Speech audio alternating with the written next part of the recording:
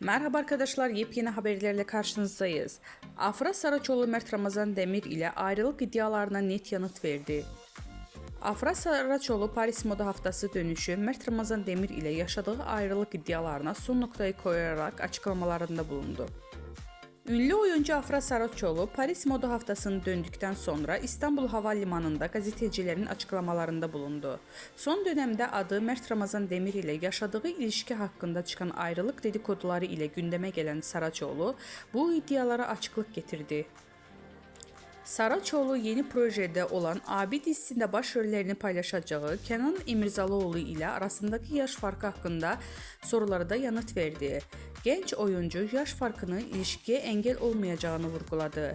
Demek sevildi ki bu kadar konuşuldu. Yaş farkının bir problem olacağını düşünmüyorum dedi.